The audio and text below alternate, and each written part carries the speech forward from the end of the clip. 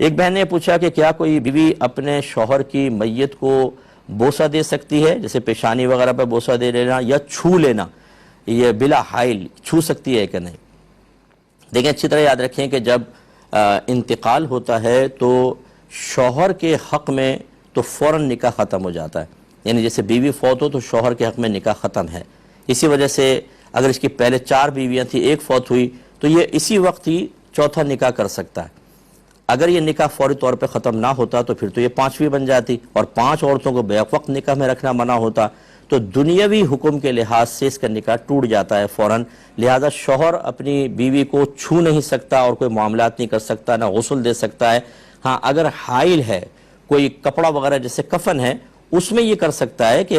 مطلب قبر میں اتار رہا ہے تو اپنی زوجہ کو اپنے ہاتھوں سے اتار سکتا ہے، جنازے کو کندھا دے سکتا ہے، لیکن بلا حائل چھونا یا اس کو غسل دینا یہ زوجہ کو نہیں دے سکتا، نکاح فوراً بریک ہو جاتا ہے۔ لیکن جیسے میں نے کہا یہ دنیاوی لحاظ سے، اگر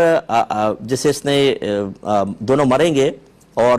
آخرت میں ہوں گے تو یہ میاں بیوی کی حیثیت سے اٹھیں گے، دنیاوی قانون کے اعتبار سے، دنیاوی احکام کے اعتبار سے شوہر کا نکاح فوراً ٹوٹتا ہے، لیکن بیوی کا نکاح فوری طور پر نہیں ٹوٹتا۔ یہی وجہ ہے کہ اس کو عدت ہوتی ہے اور دوران عدت کسی سے نکاح نہیں کر سکتی، لہٰذا عورت اپنے شوہر کو چھو بھی سکتی ہے، اسے غسل بھی دے سکتی ہے۔ یاد رکھیں اگرچہ ہمارے یہاں رواج نہیں ہے، وہ دے سکتی ہے، تو اس کے لیے پھر یہ جیسے بہن نے پوچھا یہ پروسیس اس کے لیے بالکل جائز ہے۔ لیکن قربان جائے ہمارے گھر کے بڑوں کے، جن کو معذرت کے ساتھ ہر ایک کی بات نہیں کر رہا ہوں، لیکن جن کی کر رہا ہوں وہی برا مانیں گے بیچارے، دین کی ABC معلوم نہیں ہوتی، شوہر کو اس کمرے میں نہیں داخل ہونے دیتے جہاں زوجہ کا انتقال ہوا، جنازے میں کندھا نہیں دینے دیتے، قبر میں اتارے تو نہیں تمہاری بیوی نہیں رہی، حرام ہو گئے، پیچھڑ جاؤ پیچھڑ جاؤ۔ ارے بھائی آپ جو چیز حرام نہیں ہوئی اس کو حرام کر رہے ہیں۔ بروز قیامت یہ دونوں میاں بیوی کی حیثیت سے اٹھیں گے تو دنیاوی کچھ احکام ہوتے ہیں، ایسے بیوی پہ اتنی پابندیاں لگا دی جاتی ہیں کہ وہ شوہر کو نہ دیکھ سکتی ہے، نہ کچھ چھو سکتی ہے، کچھ نہیں کر سکتی، حالانکہ اس کو تو ابھی نکاح بھی نہیں ٹوٹا، وہ تو چھو سکتی ہے، غسل تک دے سکتی ہے۔